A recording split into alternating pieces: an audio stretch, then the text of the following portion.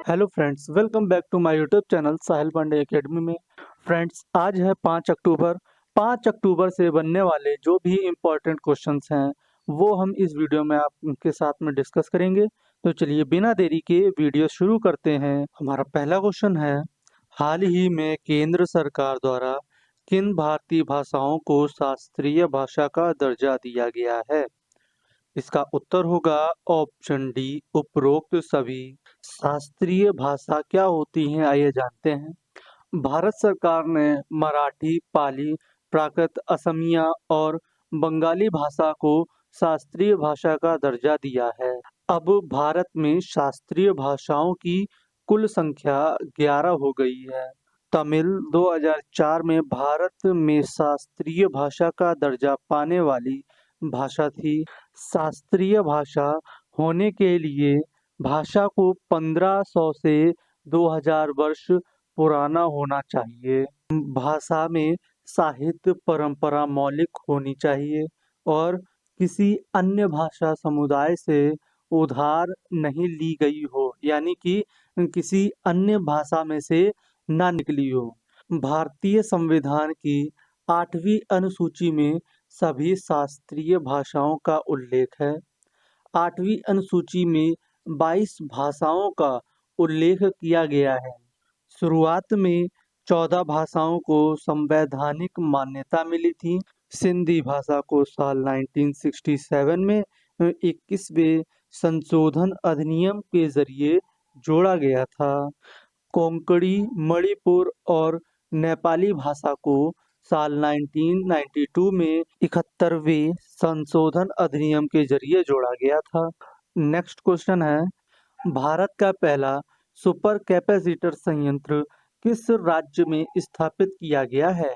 इसका उत्तर होगा ऑप्शन सी, केरल राज्य में।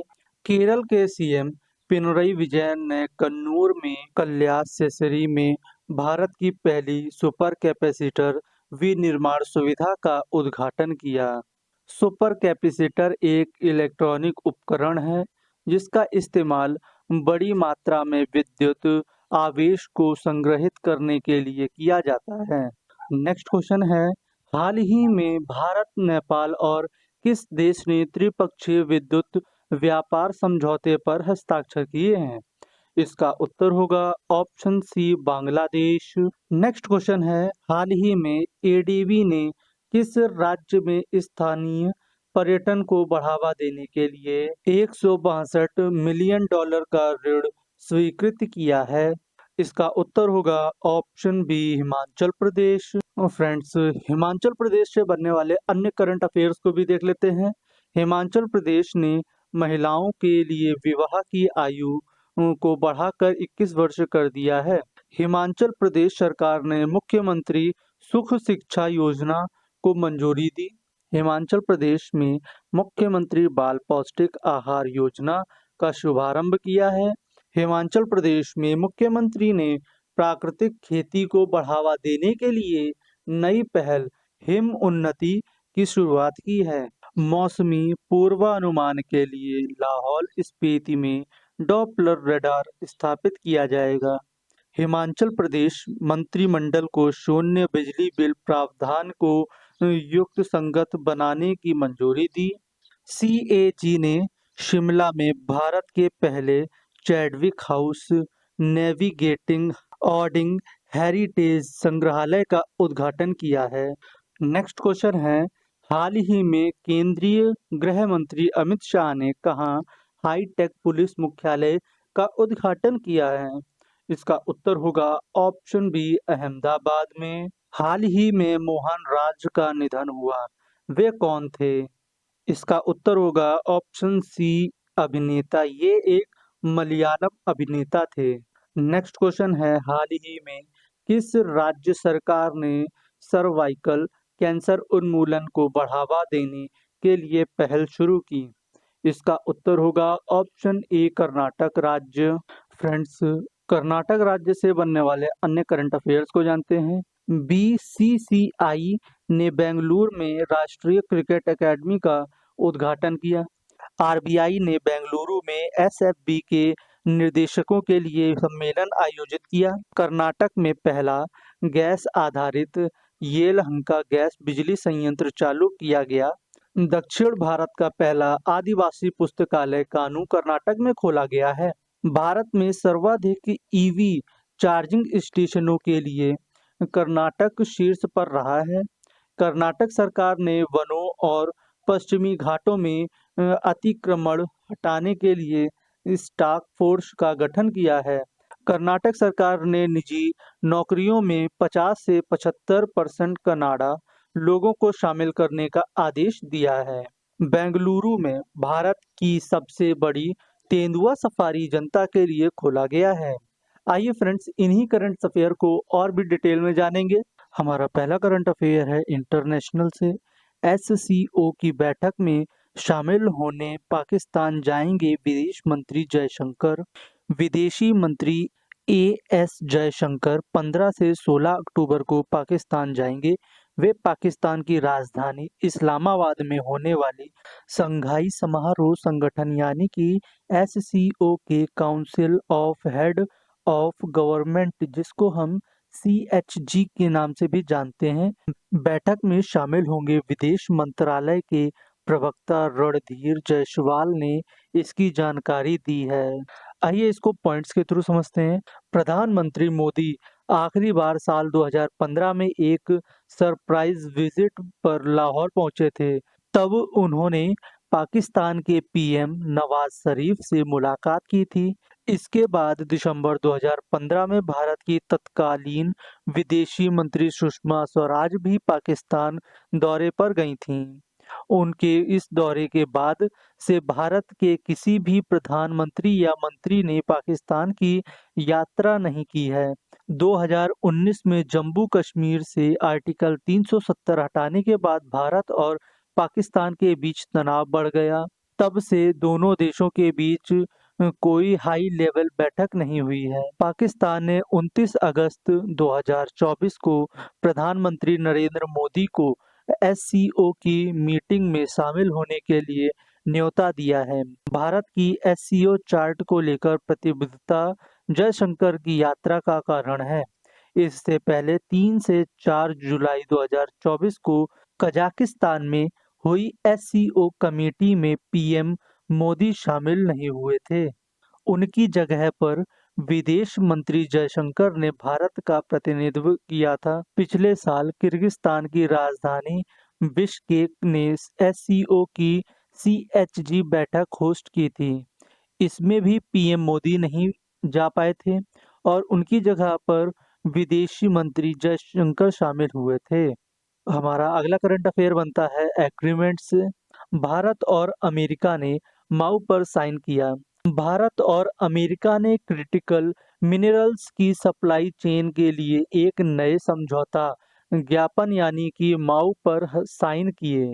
शुक्रवार 4 अक्टूबर को केंद्रीय वाणिज्य एवं उद्योग मंत्री पीयूष गोयल ने इसकी जानकारी दी है। आइए इसको और डिटेल में समझते हैं। इस समझौते के तहत भारत के खान मंत्रालय और अमेरिकी सरकार के बीच सहयोग को बढ़ावा दिया जाएगा। सेमीकंडक्टर की सप्लाई चेन को विकसित करने पर जोर दिया जाएगा। इसके अलावा इससे भारत और अमेरिका के बीच सप्लाई चेन के नए रास्ते खुलेंगे और आपसी सहयोग को बढ़ावा मिलेगा। इसके तहत मुख्य क्षेत्रों में विशेष उपकरणों, सेवाओं, नीतियों और बेस्ट प्रैक्टिसेस को आइडेंटिफाई किया जाएगा।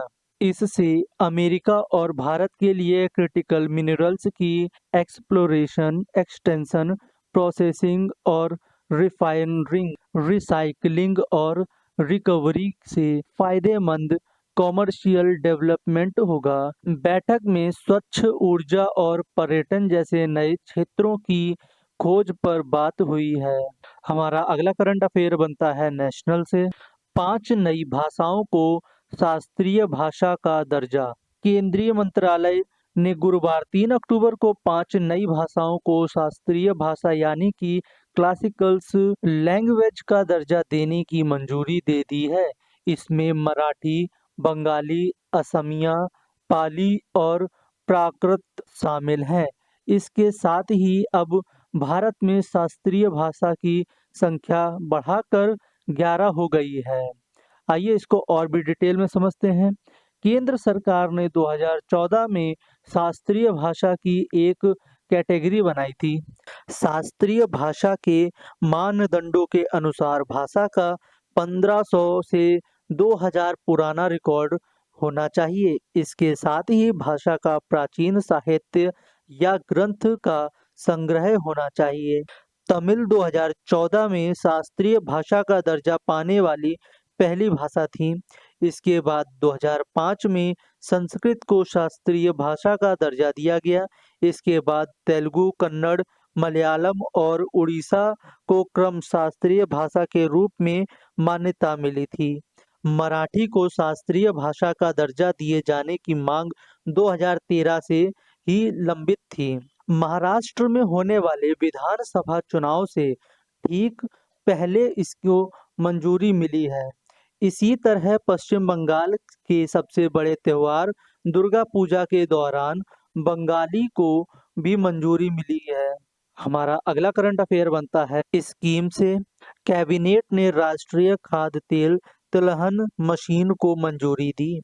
केंद्र सरकार ने गुरुवार 3 अक्टूबर को national mission on edible oils oil seed यानी NMEO तिलहन को मंजूरी दी है। इसे भारत को खाद्य तेल के मामलों में आत्मनिर्भर बनाने के लिए शुरू किया गया है।